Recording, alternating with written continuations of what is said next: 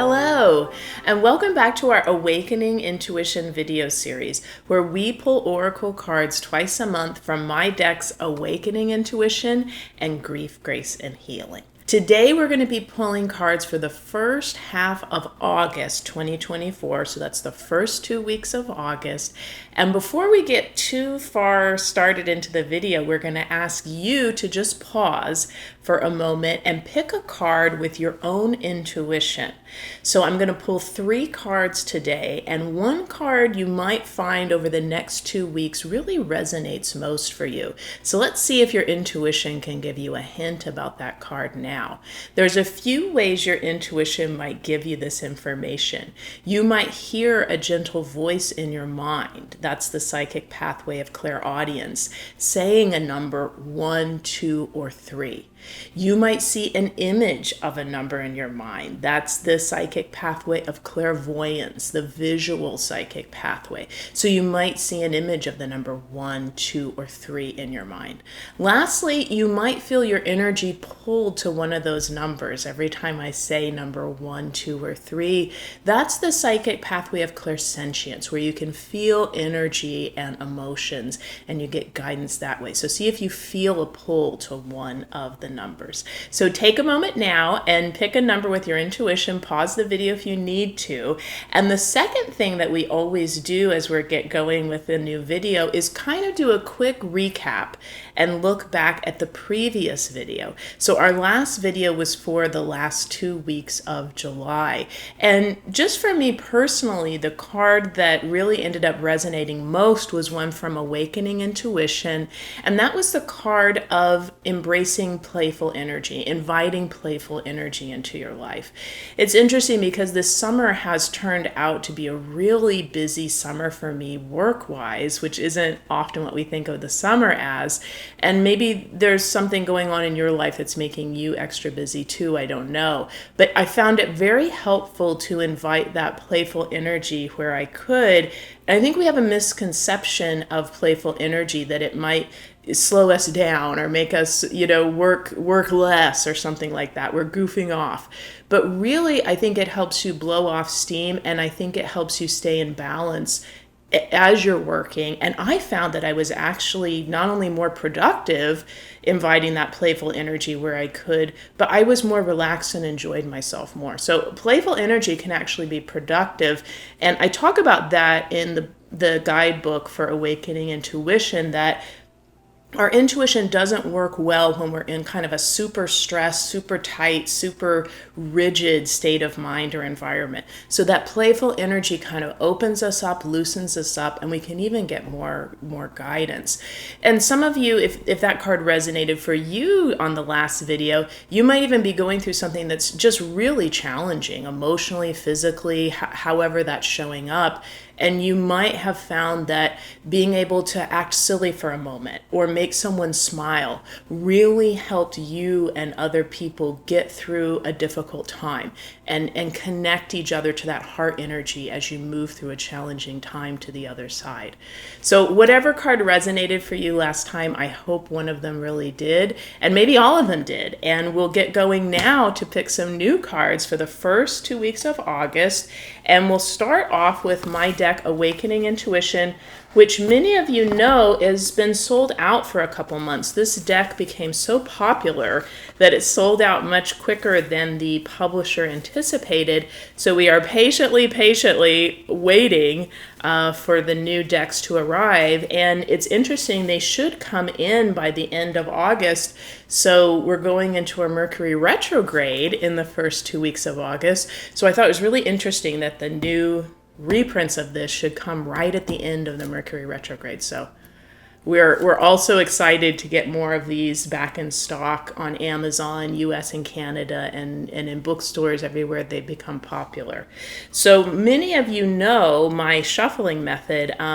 I always encourage you to find your own shuffling method and embrace it. I like to, in these videos, show you my shuffling method, which begins with me just kind of holding the cards between my palm chakras and waking them up energetically, setting an intention that we'll get some really lovely healing cards for everyone for the first 2 weeks of August. So I warm them up that way. And then you're going to see with my shuffling method, you might see a lot of cards flying around.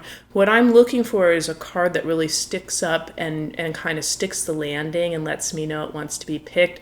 And my own internal intuition will start talking to me and say, that's the card, Tanya. So here we go. We're gonna pick a card for the first 2 weeks of August, and we'll begin shuffling. Whoop, and this one, this is so fascinating. This is what I love about these videos.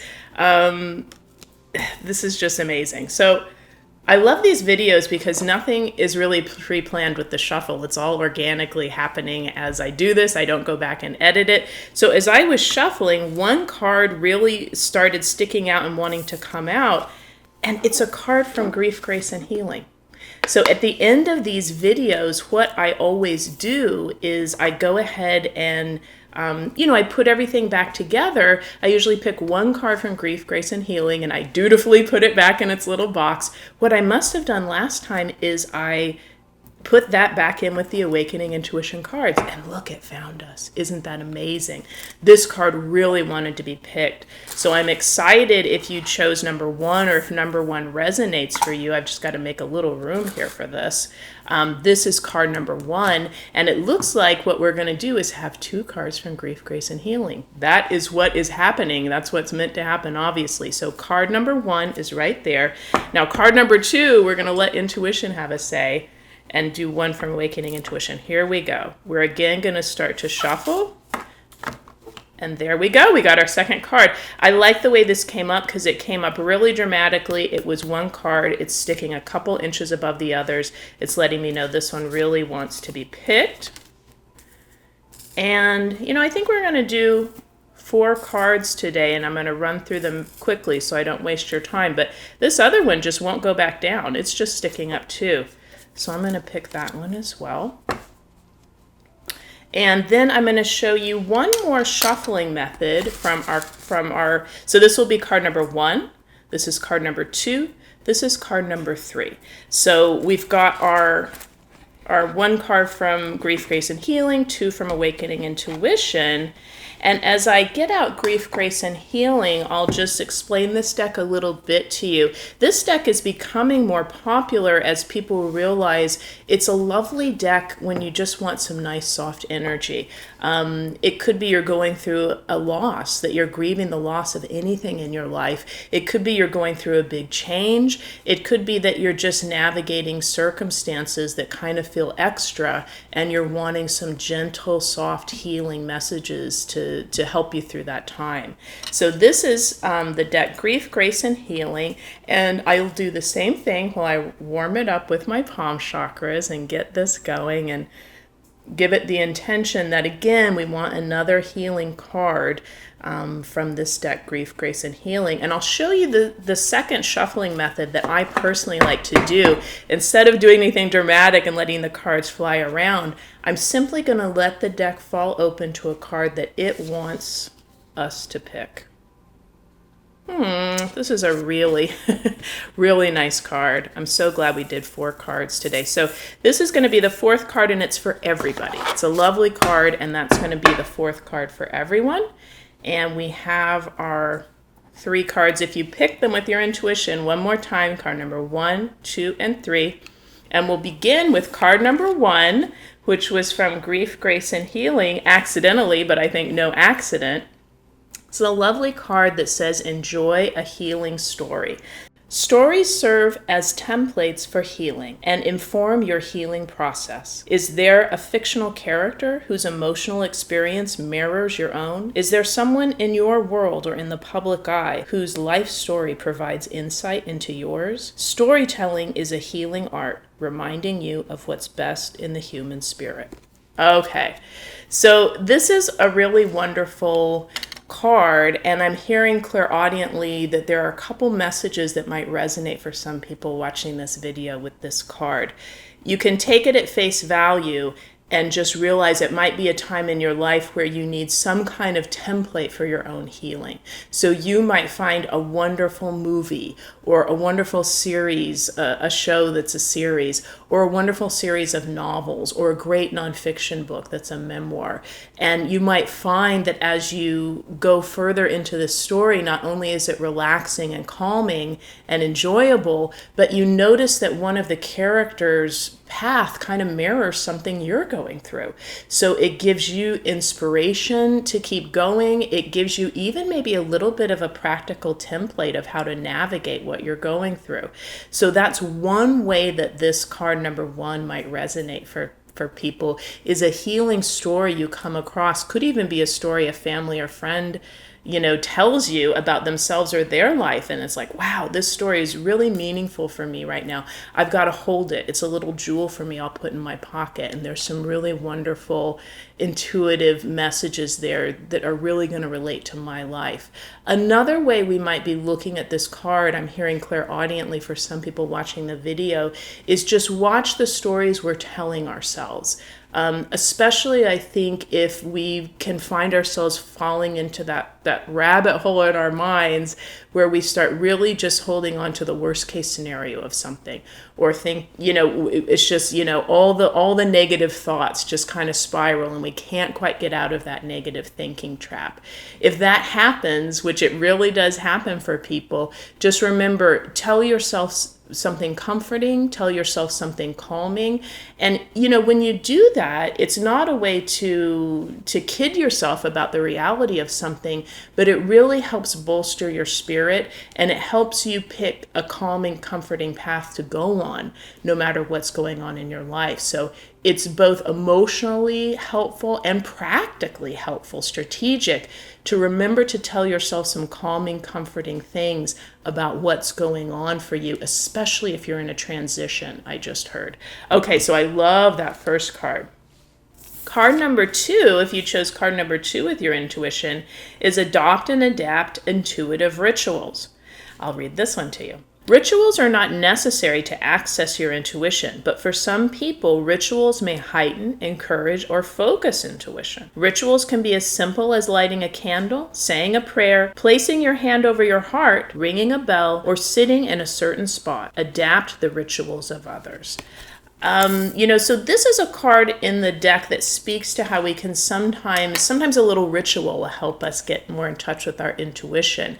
What I'm hearing for people who chose number 2, or if this resonates with you watching the video, I think this is about having some habits and mindfulness practices throughout your day that not only help you connect with your intuition because they help calm you, they help open your mind, but it's something that just beyond helping you connect with your intuition, it helps you stay more grounded during the day. So there seems to be a theme with the cards of staying kind of calm and grounded in the first 2 weeks of August. And if you pick number 2 or that really resonates with you, it's about having rituals that keep you calm and grounded.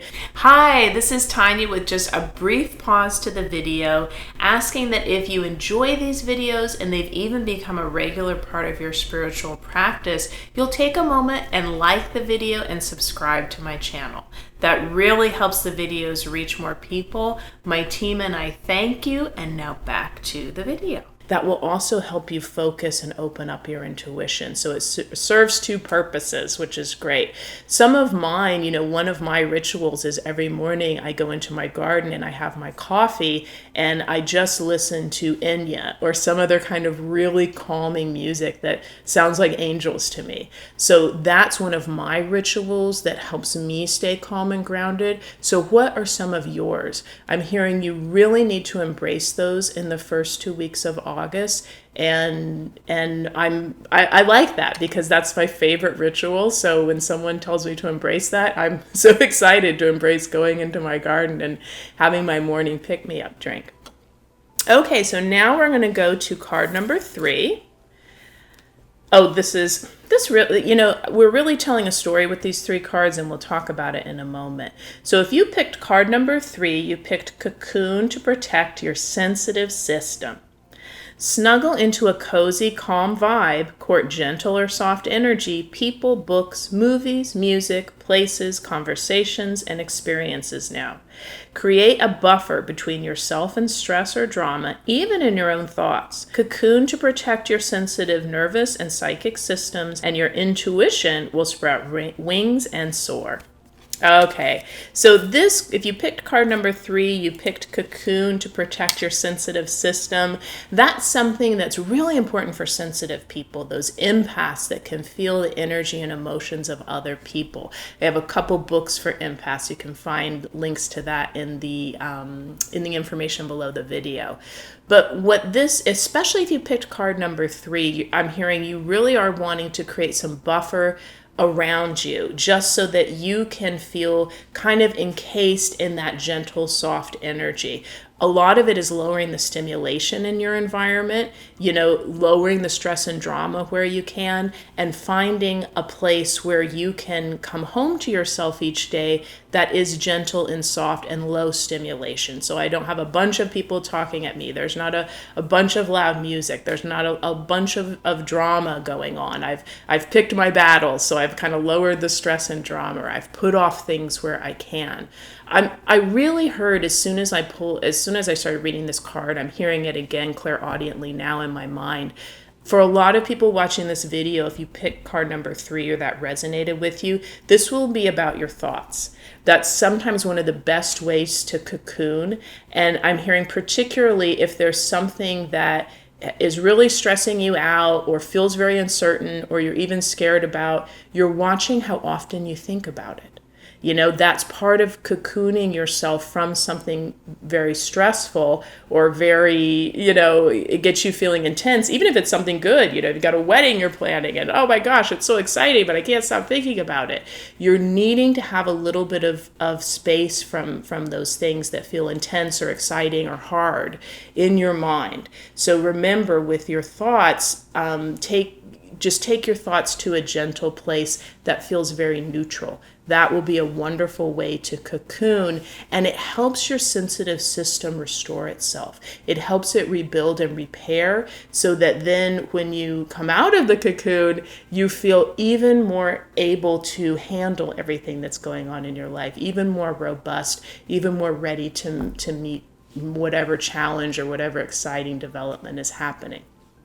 Okay, huge emphasis on calm grounding. I think that is a huge emphasis in every card for the first 2 weeks of August. And now we're going to look at the card that was for everyone. This was our 4th card from Grief, Grace, and Healing.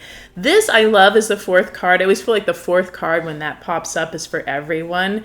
It is recognize new growth. In nature, when something dies, in time something new begins to sprout. There is evidence of new growth for you, even if the tender green shoots are still tiny. As the gentle, faithful gardener of your own life, support and encourage this new growth. Organic growth, not rushing or overtending, yields a better harvest. Okay, what a lovely card for everyone, for the last card that's for everyone.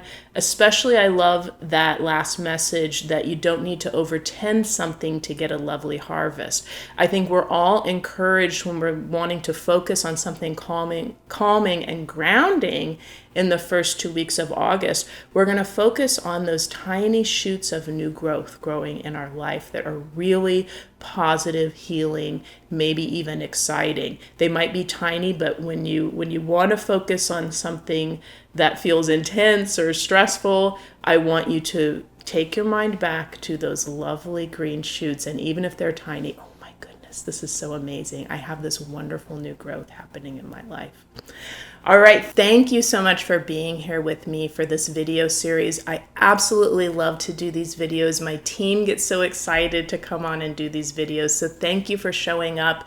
If you would please like this video or subscribe to the channel, it really helps us reach more people and helps the channel grow.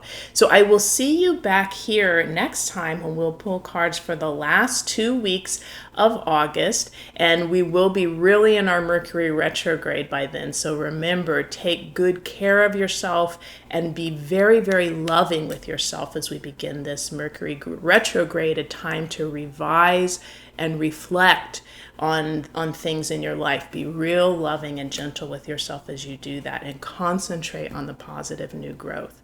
I'll see you here next time, and if you want to get any of my books or calendars or oracle decks, or even get an intuitive reading with me, you can find links below this video for that.